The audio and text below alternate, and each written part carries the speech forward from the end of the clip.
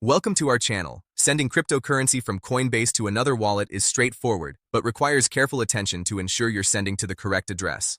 Step 1. Log into your Coinbase account through the website at coinbase.com or via the mobile app. Step 2. Navigate to your crypto portfolio and select the specific cryptocurrency you want to send. Step 3. Click or tap Send to initiate the transfer process. Step 4. Obtain the receiving wallet address from the destination wallet. This is a long string of letters and numbers unique to each cryptocurrency. Step 5. Carefully copy the entire wallet address. Any error in the address will result in permanent loss of funds.